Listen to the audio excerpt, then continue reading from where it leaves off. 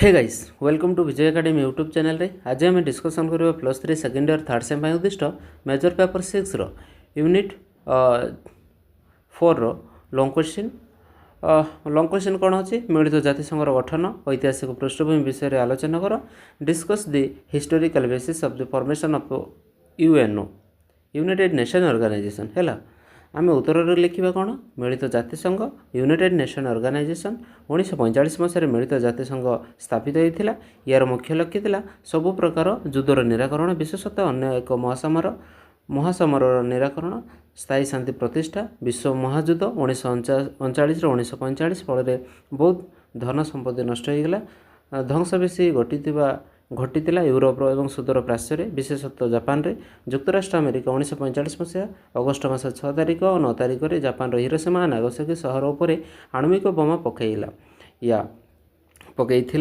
फल मुहूर्त मध्य ये दुईटी सहर लक्ष लक्ष लोक मृत्युवरण मुखर पड़ते एपरी ध्वंसलीला आगुरी केवे संघटित हो नाला महासमर 1914 1919 भी यूरोप विशाल धन जीवन नष्ट करता युद्धर अंत पर विजयी देश मैंने वर्साई संधि ट्रिटी ऑफ वर्साई साक्षर करते यही संधि अनुसार राष्ट्रमंडल बा लीग ऑफ नेशन प्रतिष्ठा करा जायतिला यार प्रतिष्ठाता मानकर आशा थिला आउ युद्ध हेबो नै और पृथ्वी रे स्थायी शांति रहिबो किंतु द्वितीय महायुद्ध सेमानकु निराश करिथिला निराश करिथिला अनेक पर्यवेक्षक मत थिला युक्तराष्ट्र अमेरिका भली एक मुख्य राष्ट्र सभ्य नथिबारु या विफल होता राष्ट्रमंडल विफलता ही द्वितीय महासमर मुख्य कारण थिला ए पृष्ठभूमि रे जातिसंघ ही आशा नहीं गड़ा जाइथिला जे इतिहासर पुनरुद्धार हेबो नै बृहत शक्ति मानकर आकर्षण करिबा पई मिलित जातिसंघ सनंदरे व्यवस्था रखागला पांचटी बृहत शक्ति यथा युक्तराष्ट्र अमेरिका रूसिया ब्रिटेन फ्रांस और चीन को निरापत्ता परिषद स्थायी सभ्य व परमानेंट मेम्बर कर विशेष क्षमता और सम्मान दिगला मिलित जातिसंघर जन्म इतिहास history of the UNO birth जातिसंघर गठन विभिन्न सोपान तत्संपर्कित प्रक्रिया दे गति करिछि से सोपान गुड़िक है एक लंडन घोषणा लंडन डिक्लेरेशन मिलित जातिसंघर गठन प्रथम सोपान थिला लंडन घोषणा द्वितीय महासमर सरी नाला तार मध्यभाग 1941 मसीहा जून मास 12 तारिख में इंग्लैंड कनाडा युक्तराष्ट्र इंग्लैंड कनाडा ऑस्ट्रेलिया न्यूजीलैंड और दक्षिण आफ्रिकार प्रतिनिधि मानक लंडन सहर में जेम्स राजप्रसाद एकाठी अंतर्जातीय शांति और विकास निमंते एक अंतर्जातीय संगठन करने को संकल्प नहीं यह थिला लंडन घोषणानामा एठारे उल्लेख करा जाय पारे जे एही बैठक में अमेरिका और रूसिया निकट भविष्य दुई महाशक्ति बा सुपर पावर गढ़ा जाउथिबा मिलित जातिसंघर दुई भीटो शक्ति बा भीटो पावर उपस्थित नथिले सेकेंड हूँ आंटार्कटिक सनंद आंटार्कटिक चार्टर 1941 मसीहा अगस्ट मास 14 तारिख में युक्तराष्ट्र अमेरिका राष्ट्रपति फ्रैंकलिन डी रूजवेल्ट इंग्लैंडर प्रधानमंत्री विंस्टन चर्चिल आंटार्कटिक महासागर मध्य परस्पर को भेटी उपनिवेश गुड़िकर स्वाधीनता देवाई मत प्रकाश करने संगे संगे अंतर्जातीय शांति और निरापत्ता रक्षार गुरुत्व पर जोर देते यह आंटार्कटिक सनंद यह बैठक में चर्चिल राष्ट्रपति रूजवेल्ट को कही जे अन्य उपनिवेश गुड़ी को स्वाधीनता पाइबा सपेक्ष से थिला बेले भारत सहित अन्य ब्रिटिश देशगुड़िक ब्रिटिश उपनिवेश गुड़िक स्वाधीनता देवा सपेक्ष से नथिले या थिला आंटार्कटिक सनंदर विरोधाक्ति कॉन्ट्राडिक्शन और 3 नंबर हूँ मिलित जातिसंघर घोषणानामा यूएन डिक्लेरेशन 1942 मसीहा जनवरी मास 1 तारिख में 26 राष्ट्र प्रतिनिधि माने युक्तराष्ट्र अमेरिका स्वाधीनता वाशिंगटन नगर में गोटे बैठक में जोगदे मध्य प्रमुख थे America Soviet union Russia England France चीन जातीयतावादी से घोषणार प्रथम थर पर मिलित जातिसंघ यूनाइटेड नेशन ऑर्गेनाइजेशन शब्दटी व्यवहृत होता या पूर्व अन्य कौन घोषणा बा लेखा यह शब्द व्यवहार कर युक्तराष्ट्र अमेरिकार तदानीन्तन राष्ट्रपति फ्रैंकलिन डी रूजवेल्ट मिलित जाति बा यूनाइटेड नेशन पदटी प्रस्ताव करथिला एवं अन्य माने यह ग्रहण करथिले 4 होची मस्को सम्मेलन 1943 मस्को कॉन्फ्रेंस 1943 1943 मसीहा नवेम्बर मास 1 तारिख में युक्तराष्ट्र अमेरिका रूसिया और ब्रिटेन मस्को घोषणानामा स्वाक्षर करते समस्त शांतिप्रिय देशगुड़ी नहीं जरूरीकालीन भित्तिर एक अंतर्जातीय संगठन गठन करने यह घोषणानामा गुरुत्व देते आहरी कहुला समस्त सभ्य राष्ट्र को समान बोली यह संगठन विवेचना कर 5 हूँ तेहरान सम्मेलन 1943 1943 ମସିହା ନଭେମ୍ବର ଡିସେମ୍ବର ମାସରେ ଆମେରିକା ରୁଷିଆ ଏବଂ ବ୍ରିଟେନରେ ତିନି ବଡ଼ ନେତା ଯେମିତିକି ଆମର ଥିଲେ ରୁଜଭେଲ୍ଟ, ଷ୍ଟାଲିନ୍ ଏବଂ ଚର୍ଚ୍ଚିଲ୍ ତେହେରାନରେ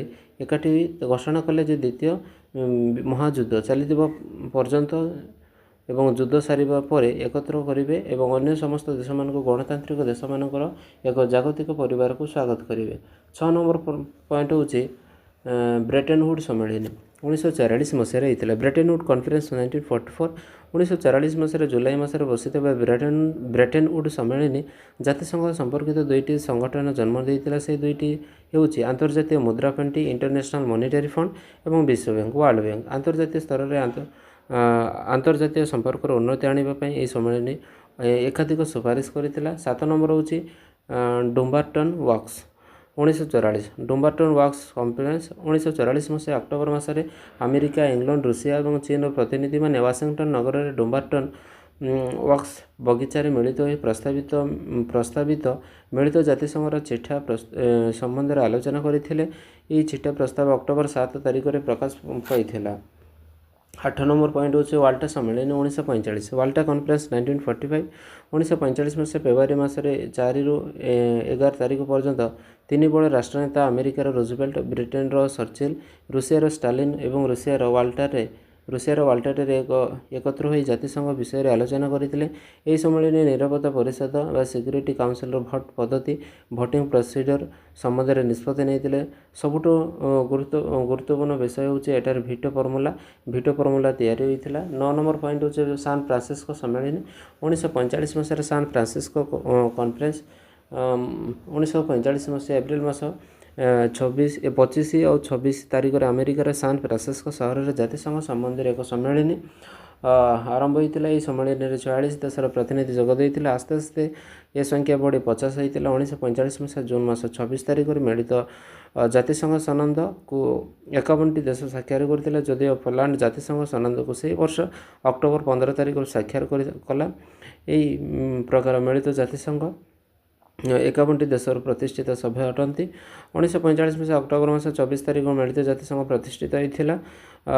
ତେଣୁ ଅକ୍ଟୋବର 24 ତାରିଖକୁ ପ୍ରତିବର୍ଷ ଜାତିସଂଘ ଦିବସ ବା UNO ଡେ ରୂପେ ପାଳନ କରାଯାଏ। ମିଳିତ ଜାତିସଂଘର ସମସ୍ତ 51ଟି ମୂଳ ପ୍ରତିଷ୍ଠାତା ସଭ୍ୟ ବା ଫାଉଣ୍ଡିଂ ମେମ୍ବର ଅକ୍ଟୋବର 24 ପୂର୍ବରୁ ଜାତିସଂଘର ସନନ୍ଦକୁ ସ୍ୱାକ୍ଷର କରିଥିଲେ।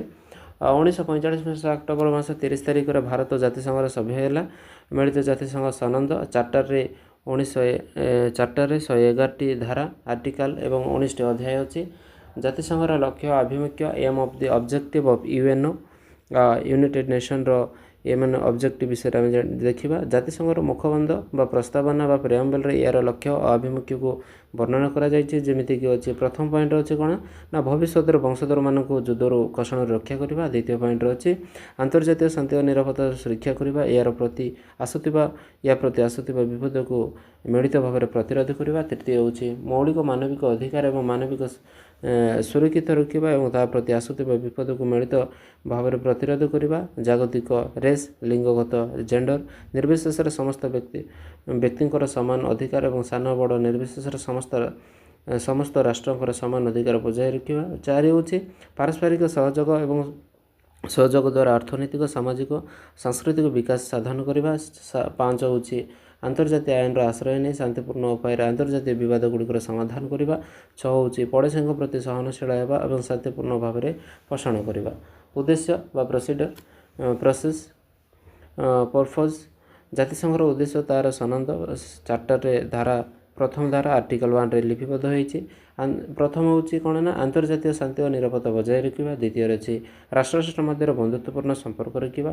ତୃତୀୟରେ ଅଛି ଜାତିସଂଘ ରେସ୍, ଲିଙ୍ଗଗତ ଜେଣ୍ଡର, ଧର୍ମଗତ ବିବିଧ ନିର୍ବିଶେଷରେ ସମସ୍ତଙ୍କ ପାଇଁ ସମାନ ଅଧିକାରକୁ ସମ୍ମାନ ଦେବା। 4 ହେଉଛି ଆନ୍ତର୍ଜାତୀୟ ସହଯୋଗର ଅର୍ଥନୈତିକ, ସାମାଜିକ, ସାଂସ୍କୃତିକ ସମସ୍ୟାଗୁଡ଼ିକର ସମାଧାନ କରିବା। 5 ହେଉଛି ଏସବୁ ଲକ୍ଷ୍ୟ ଉଦ୍ଦେଶ୍ୟ ହାସଲ କରିବା ପାଇଁ ରାଷ୍ଟ୍ରମାନଙ୍କର କାର୍ଯ୍ୟକୁ ସୁସଂଗତ କରିବା ନିମନ୍ତେ ଏକ କେନ୍ଦ୍ର ହେବା। ମିଳିତ ଜାତିସଂଘର ମୌଳିକ ନୀତି ବେସିକ୍ ପ୍ରିନ୍ସିପାଲ୍ ଅଫ୍ UN ମିଳିତ ଜାତିସଂଘର କାର୍ଯ୍ୟ ସମ୍ପାଦନ ଏହାର ମୌଳିକ ନୀତି ଉପରେ ଆଧାରିତ। ସଦସ୍ୟ ରାଷ୍ଟ୍ରମାନଙ୍କର କର୍ତ୍ତବ୍ୟ ହେଉଛି ମିଳିତ ଜାତିସଂଘର ମୌଳିକ ନୀତିଗୁଡ଼ିକୁ ମାନି ଚଳିବା। ମିଳିତ ଜାତିସଂଘ ସନନ୍ଦର ଦୁଇଟି ଧାରାରେ ନିମ୍ନଲିଖିତ ଦୁଇ ଧାରାରେ ନିମ୍ନଲିଖିତ ମୌଳିକ ନୀତିଗୁଡ଼ିକ ବର୍ଣ୍ଣନା କରାଯାଇଛି। ଯେମିତିକି ପ୍ରଥମରେ କ'ଣ ଲେଖାଯାଇଛି ନା ମିଳିତ ଜାତିସଂଘ ଆଗରେ ୟାର ସମସ୍ତ ସଭ୍ୟ ରାଷ୍ଟ୍ରମାନେ ସମାନ, ସମସ୍ତ ସଦସ୍ୟଙ୍କୁ ସମାନ ଗୁରୁତ୍ୱ ଓ ସମ୍ମାନ ଦେବେ ଏବଂ ୟାର କର୍ତ୍ତବ୍ୟ ହେଉଛି। ସେକେଣ୍ଡ ହେଉଛି ପ୍ରତ୍ୟେକ ରାଷ୍ଟ୍ର ସଦସ୍ୟ ଆସ୍ଥାର ସହିତ ମିଳିତ ଜାତିସଂଘର ମୌଳିକ ନୀତିଗୁଡ଼ିକୁ ପାଳନ କରିବେ। ତୃତୀୟ ହେଉଛି ପ୍ରତ୍ୟେକ ସଦସ୍ୟ ରାଷ୍ଟ୍ର ଶାନ୍ତିପୂର୍ଣ୍ଣ ଉପାୟରେ ଆନ୍ତର୍ଜାତିକ ବିବାଦର ସମାଧାନ କରିବେ। ଚତୁର୍ଥ ହେଉଛି ମିଳିତ ଜାତିସଂଘର କାର୍ଯ୍ୟାବଳୀକୁ ସମର୍ଥନ କରିବା ହେଉଛି ପ୍ରତ୍ୟେକ ସଦସ୍ୟ ରାଷ୍ଟ୍ରର କର୍ତ୍ତବ୍ୟ। ଯେଉଁ ରାଷ୍ଟ୍ର ବିରୋଧରେ ମିଳିତ ଜାତିସଂଘ ପ୍ରତିରୋଧକ ପଦକ୍ଷେପ ଗ୍ରହଣ କରିଛି ତାକୁ କୌଣସି ସଦସ୍ୟ ରାଷ୍ଟ୍ର ସାହାଯ୍ୟ କରିବେ ନାହିଁ। 5 ନମ୍ବର ପଏଣ୍ଟରେ ହେଉଛି କ'ଣ, ସଦସ୍ୟ ରାଷ୍ଟ୍ରମାନେ ପରସ୍ପରକୁ ଭୟଭୀତ କରିବେ ନାହିଁ କି ପରସ୍ପର ବିରୋଧରେ ବଳ ପ୍ରୟୋଗ କରିବେ ନାହିଁ। 6 ହେଉଛି ମିଳିତ ଜାତିସଂଘର କୌଣସି ଘରୋଇ ବ୍ୟାପାର ହସ୍ତକ୍ଷେପ କରିବେ ନାହିଁ। 7 ହେଉଛି ଶାନ୍ତିପୂର୍ଣ୍ଣ ନିରାପତ୍ତା ସୁରକ୍ଷା ପାଇଁ ମିଳିତ ଜାତିସଂଘର କାର୍ଯ୍ୟକୁ ସହଯୋଗ କରିବାକୁ ଅଣ ସଦସ୍ୟ ରାଷ୍ଟ୍ରମାନେ ଉପରେ ଚାପ ପ୍ରୟୋଗ କରାଯାଇପାରିବ। ମିଳିତ ଜାତିସଂଘ ସନଦ ୟୁଏନ୍ର ଚାର୍ଟରରେ 19ଟି ଅଧ୍ୟାୟ 111ଟି ଧାରା ଅଛି। ଏହାର ମୁଖ୍ୟ କାର୍ଯ୍ୟାଳୟ ଯୁକ୍ତରାଷ୍ଟ୍ର ଆମେରିକାର ନ୍ୟୁୟର୍କ ନଗରରେ ଅବସ୍ଥିତ। ମିଳିତ ଜାତିସଂଘର 6ଟି ସରକାରୀ ଭାଷା ଅଛି, ଯେମିତିକି ଆରବୀ, ଚୀନ, ଇଂରାଜୀ, ଫରାସୀ, ରୁଷୀୟ, ସ୍ପେନୀୟ। ଇତିମଧ୍ୟରୁ ଯେକୌଣସି ଗୋଟିଏ ଭାଷାରେ ଜଣେ ମିଳିତ ଜାତିସଂଘର କୌଣସି ଅଙ୍ଗ ବା ବିଶେଷତ୍ୱ ଯୁକ୍ତି ଅଭିକର୍ତ୍ତା ସ୍ପେଶାଲାଇଜ୍ ଏଜେନ୍ସିରେ ଭାଷଣ ଦେଲେ ସେହି ସମୟରେ ତା ବାକି 5ଟି ଭାଷାରେ ଟ୍ରାନ୍ସଲେଟ୍ ହୋଇଥାଏ। ମିଳିତ ଜାତିସଂଘର ବର୍ତ୍ତମାନ ସଦସ୍ୟ ସଂଖ୍ୟା ହେଉଛି 153। 2011 ମସିହା ଜୁଲାଇ ମାସ 14 ତାରିଖରେ ଦକ୍ଷିଣ ସୁଦାନ 193ତମ ସଦସ୍ୟ ରୂପେ ଜାତିସଂଘର ପ୍ରବେଶ କରିଥିଲା। ମିଳିତ ଜାତିସଂଘର 6ଟି ବୈଧାନିକ ସଂସ୍ଥା ରହିଛି, ଯେମିତିକି ସାଧାରଣ ପରିଷଦ, ଜେନେରାଲ ଆସେମ୍ବଲି, ନିରାପତ୍ତା ପରିଷଦ, ସିକ୍ୟୁରିଟି କାଉନସିଲ୍, ଅର୍ଥନୈତିକ ସାମାଜିକ ପରିଷଦ, ଇକୋନୋମିକ୍ ଆଣ୍ଡ ସୋସିଆଲ କାଉନସିଲ୍, ତାପରେ ରହିଲା ନ୍ୟାସ ପରିଷଦ ବା ଟ୍ରଷ୍ଟି କାଉନସିଲ୍, ଅନ୍ତର୍ଜାତୀୟ କାର୍ଯ୍ୟାଳୟ, ଇଣ୍ଟରନ୍ୟାସନାଲ କୋର୍ଟ ଅଫ୍ ଜଷ୍ଟିସ୍ ଓ ସଚିବାଳୟ ଓ ସେକ୍ରେଟେରିଏଟ୍। ଏହା ଥିଲା ଆମର ମିଳିତ ଜାତିସଂଘ ବିଷୟରେ। ପରବର୍ତ୍ତୀ ସମୟରେ ଆମେ 8 ନମ୍ବର କ୍ୱେଶ୍ଚିନ୍ ଦେଖିବା। ମିଳିତ ଜାତିସଂଘର ସଫଳତା ଓ ବିଫଳତା ଉପରେ ଏକ ନିବନ୍ଧ ଲେଖିବା ହେଲା। ହଉ, ରହୁଛି, ଧନ୍ୟବାଦ।